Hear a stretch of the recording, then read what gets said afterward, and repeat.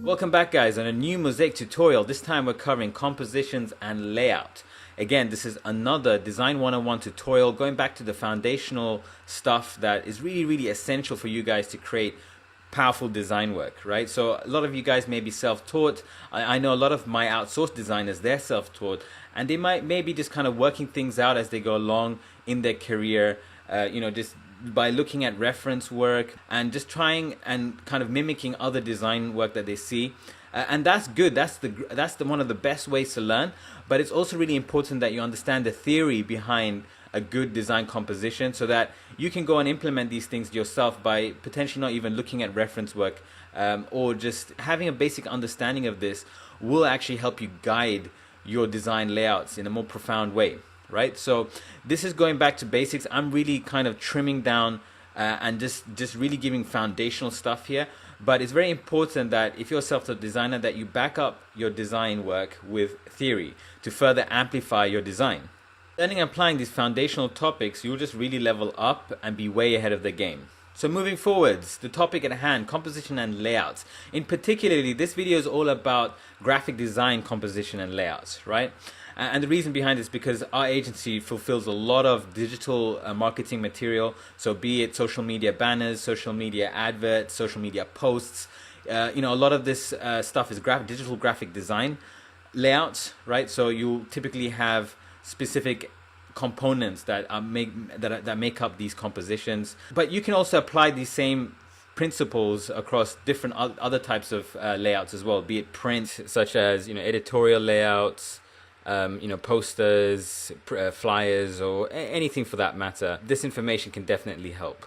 So here you can see what we're going to cover today. We've got general components of an image composition. So what is an image composition made up of? And then we've got layouts, right? So what are the traditional layouts that is recognized by all designers? So first slide, we got general components of an image composition. What is an image composition made up of? A typical graphic design composition is made up of a background, right? Then we've got a subject. Now the subject holds the most precedence within the image. Usually the subject needs to draw the attention from the eyes of the viewer straight to the subject, and then from the subject it moves to the other material, right?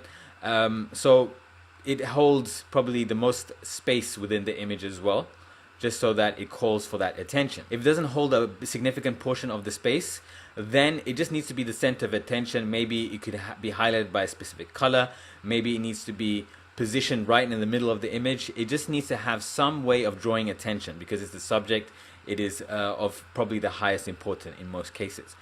Then we've got elements. So elements are broken down into layout elements, decorative elements, and symbolic elements. And we'll get into the details of that a bit later on. Moving forwards, we've got typography. So typography is just basically the information presented via text, so you'll have a header and body text conveying the message within the design itself. All right, now let's get into the details.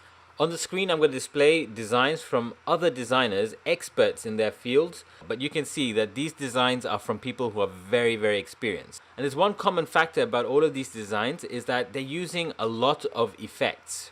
Now, a lot of my designers, and I'm pretty sure as well as designers across the globe, many designers across the globe, they have this issue where, they want to try to push the barrier in terms of putting many effects, and probably this stems from looking at other pieces of other designers who are probably a lot more experienced than them anyway, and they want to try and achieve the same results in terms of these special visual effects, right? And that stuff is great, but there's no point in doing this stuff if you don't understand the foundations. It's very important that, to put it simply, we understand how to create a powerful graphic design piece with just an image, some graphical elements, some typography, and then the layout of all of these things working together, right? These are the basic things that you need, the 4 basic things. And it's amazing to say that you can literally create an amazing graphic design piece with just an image and typography alone. So image and text, those 2 things are enough to create a graphic design piece. I'm going to take all of these components of a composition, of a graphic design composition, and I'm going to put them into a layout and show you in which order I prefer to put my components into a layout. And I advise all of you guys, people who are trying to develop their design skills, to try this as well. So let's go for it. So First things first, I'm going to add a background. I'm going to find the appropriate background image for my graphic design piece. And of course, depending on what you're doing, it can be anything. It can be an outdoor scene, indoor scene. It can be a specific location. So that's up to you. But a background can also be a texture as well, if you like. It can be a flat texture. And it can also be a flat color as well. Of course, again, remembering to use your color theory in the previous video that we went through. And of course, we can always use a gradient as well to further increase the maybe the depth and the effect of the background, right? And again, here, using color theory to find the most appropriate colors. And another bonus is to add a subject matter in this image, right? So a lot of graphic design layouts will have a subject, bringing the most attention and focus towards that item. So a subject can be a person. It can also be an image of some sort being kind of suspended on top of the background, right? So an image could be an image of a product. It could be an image of a person as well. It could be an image of a logo. It could be an image of pretty much anything relevant to your graphic design piece. And it can also be of some inanimate product. The next piece that you want to add is an element. And this is the first element that I want to show you, which is a layout element. Now, a layout element, what happens is it just kind of structures the layout of your graphic design piece, and it allows for you to put some typography on top of it in most cases, right? So it starts to kind of divide your graphic design piece into sections so that now you can add typography and you can start to lay out the other pieces as well. So this is the layout element. Then next up, we've got typography. So I prefer to add my layout element and then I'll add the typography before adding anything else. So now I know where my core and most important elements are. I've got my background, I've got my subject, I've got my layout element structuring the layout of the overall composition, and now I've got my typography. Okay, so typography is usually divided into a header typography, so the main title, and the body text, right? And in the future, I'll go into more details. I'll make a video exclusively for typography, foundations of typography as well. So moving forwards, I'm going to start adding some graphical elements, right? And these elements in particular are decorative elements. So these elements have no real like purpose or in part of the message. It just kind of enhances the visual appeal of the image, overall image, by just giving an extra flair through these elements. And these elements, these decorative elements, they have to be in line with the brand or the theme of the design. So you shouldn't just put any element, of course, right? This is just an example I've showed you, these type of diamond-shaped elements. Now, if you add elements on one section of the image, sometimes it might be worth trying to add elements on the other side to balance the image out, right? So sometimes I've noticed a lot of people will try to add elements only on one side of the image, and sometimes that can work, don't get me wrong, but if the other side is feeling very scarce and very empty, then it might be worth trying to balance the image out by adding some elements on the opposite side as well. And it's very important that design has overall balance, so that there's no part of the design that's too heavy or too light, right? You can also add symbolic elements. Symbolic elements, especially in marketing material and marketing design, is very important that you convey the message through symbolism as well. So say you're launching a product, and maybe you can, as shown here, you can show a rocket launching so that people understand that, okay, there's a new product that's out, right? A symbolic element can be anything from a logo to, a guarantee sign, to, anything that conveys a message through symbols, basically. So the layout that we just created is an asymmetrical layout. So asymmetrical layout is when things are not done in symmetry, right? It's just completely the opposite of symmetry. It's lacking symmetry. So things are done in a kind of more unorganized and more dynamic way. And usually this means that maybe the focus of the image will be from the left to right or right to left, right? As you can see in this layout. In terms of asymmetrical as well, it's important to note that you can have it left adjusted and you can also have it right adjusted, like you have in this image. Now, the other layout is a symmetrical layout, right? And a symmetrical layout is when things are in perfect symmetry, as you can see. So all the components of the image is laid out in a symmetrical way. So there's so many options when it comes to your layouts. You can, for example, turn your layout element, rather than a full block of color, you can turn it into a frame and frame the whole text or the contents of the image, like so. You can try more dynamic layouts. You can try to break the image in diagonal pieces. You can also try different shapes. Like, there's so many different shapes that you can implement within your layout elements and your decorative elements as well. You can potentially try circles and also have your decorative elements in circular shapes and arrange them all around the image and disperse them. You can have triangles for more structure or for more sense of, direction. So there's different feelings and meanings that different shapes bring, and you can try and test them out and see what kind of mood and feeling it creates in the design. And of course, you don't really need anything sometimes. You can just get rid of all the graphical elements altogether. Maybe just keep the icon just to give that sense of context, and just keep the typography and the subject, right? So these are some of the basic components of a graphic design image. And as previously I mentioned before, that you can even get rid of all the other elements and just keep the background and the typography. So I want to show you some quick examples of some very simple designs that are using the same components and layouts that I showed you earlier.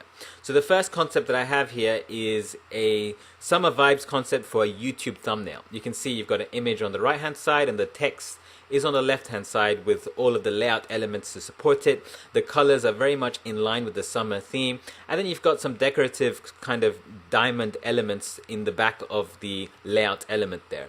So very simple design, as you can see, asymmetrical layout, very easy to create but very effective. Moving forwards, here we've got a symmetrical layout. You've got the typography centered. There's a highlighted information there which is on baked goods. So this is a Facebook advert, and that's why that text is actually highlighted in large, just to show that's the product that they're kind of advertising, on baked goods. You've got the website at the bottom in smaller typography, and free delivery as some information on their product at the top.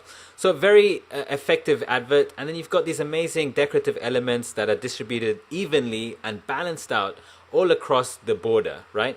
And you can see these are 2D graphical elements, and that's something I would definitely advise, is that in the design that I showed you previously and now, and the designs I'll show you moving forwards as well, they're all the elements are 2D SVG shapes, or vectorized graphics for that matter. So they're all vectors. It's good that you start out by using vectors for your elements, whether it's decorative, symbolic always has to be vectors. And layout elements as well. You master using vectors first, and then in the future you can try other things and other options as well, right? But I think the standard is to use vectors for your elements, whether it's layout or decorative, right? So here you can see the colors are very vibrant, very effective design, and the text is bringing the most attention because it's the most bright and it's in the center. Perfect. Moving forwards, a very simple design. What do you have here? Just an image and some text.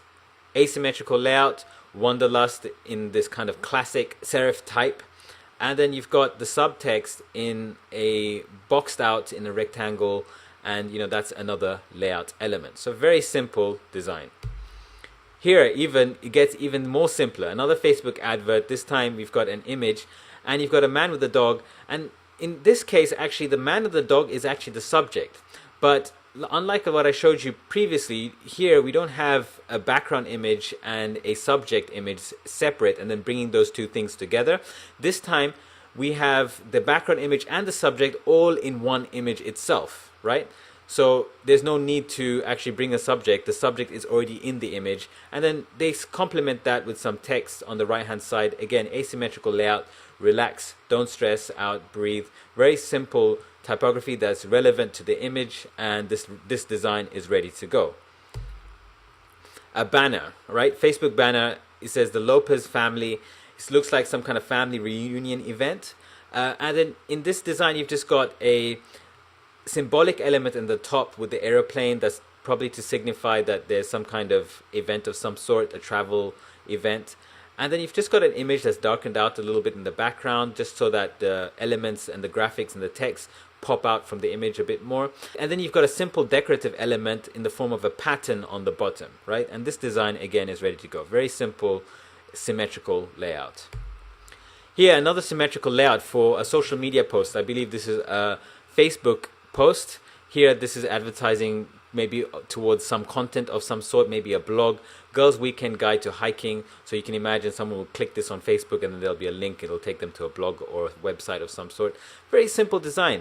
Just some text, image, relevant image to the topic, and what? A layout element behind the text and the website, of course. Very simple, very effective. Again, another social media post. Social media posts are the most simple things to make. All you need is an image and some text, like displayed here. What do we have? You've got an image. You've got the subject of the image, which is not, in fact, the focus. I think the subject is mainly actually the typography in this case. But we do have a focus, which is the pier at the bottom with the people looking into the ocean. Very beautiful image and simple typography. You got chase the sunset, and the sunset, the word sunset is the focus here, so they've put it in a very kind of unique, fun and vibrant typeface. Now the Facebook banner, right? So Facebook banner here, we've got everything adjusted on the right for very good reasons, because for Facebook banners, as you know, there's a profile picture. The profile picture blocks some of the left side. So here, what do we have? Just a couple staring into the wilderness. The adventure begins on the right hand side. The typography matches the image very much. It seems like there's a couple maybe some kind of celebration also of some sort. Most of these elements on the right hand side, they're layout elements to support the text. But we've also got a symbolic element where you see these arrows, maybe kind of signifying the adventure theme to some extent. You can see all the colors are very much complementary. You've got this kind of peachy filter that's going through the whole image, that's making the image very much complement each other with the graphics and everything. You got a lot of balance throughout the whole image. Moving forwards, another asymmetrical layout for a Facebook advert. This time we have some decorative elements on the top left hand corner, and then we have some text on the bottom right hand corner, right? So the image is very well balanced out. You've got some stuff on the left hand side and some stuff on the right hand side, evenly distributed, so either side of the image has some weight to it. Otherwise, it'll feel too empty on one side and then the other side will be too full. The subject of the image, in fact, in this case, is actually the elements on the left, the graphical elements, which you can do in this case, in some cases, depending on the context of the advert. On the right-hand side, you've got some text, and the text is using more than one font, which I wouldn't advise for a beginner. For all beginners, master using 1 to 2 fonts alone, and then afterwards, you'll start to understand and gain the intuition and the skill set to use more than 2 fonts. Here we've got a website concept. Again, we've got some web banners this time, and you can see, very simple. You've just got a product and some typography. That's all it has, and the typography is relevant. You've got some very bold, big typography, and then you've got some body text to probably go into more details, and you've got another text at the bottom that's boxed out, probably giving the price or to click here, or some kind of command or call to action, which is sometimes very important in digital advertising, right? So very simple design, asymmetrical, product on one side, text on the other side, white background, and you're done. Here, this is one of my favorites. This is a National Geographic concept. What have they done here? Here they've got an image. You can see in the first image, there's Enter the Wild. You've got some layout elements on the left-hand side that's supporting the text. And then to balance that, they've put a big, nice yellow frame, which is the National Geographic logo on the right-hand side, framing those people that are just looking into the mountains, right? So it's a very beautiful concept. It looks like, almost that frame is an exclusive, area that could be singled out just for those people looking into the mountains. Very beautiful concept. And the subject, in fact, is the people. But in this case, there's a big highlight with the text as well, but the people as well in this image are significant, yet they're so small. So this shows here that the subject doesn't necessarily have to take up the whole image. It just needs to be able to draw attention to the eye. And of course, just by looking at this image, you can see, because the people are in the foreground, they're enclosed within the yellow frame, then there is some attention being drawn to the people, right? And by making the people really small in this image, it makes the mountains seem so big and epic and majestic, right? So that's the feeling that they've brought in this image. Next up, we've got another concept for birds. You can see, again, this time the layout element is on the right hand side with the body text and the headline and the layout element supporting that.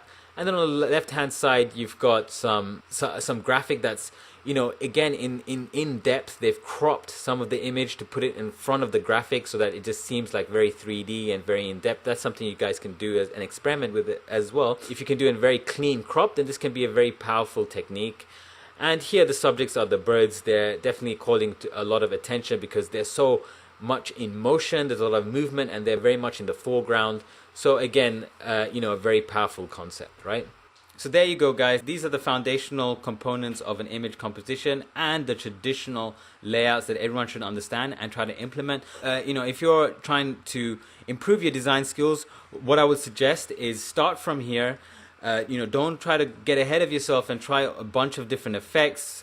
You know, go back to the basics. Just try using images with typography, with graphical elements together to create these really engaging graphic design composition. So I hope you found this tutorial useful. Subscribe to this channel if you want more content that I'm going to release in the future, as well as other content such as creative entrepreneurship. Okay, so this is the place to be. Subscribe, and I'll catch up with you guys in the future video.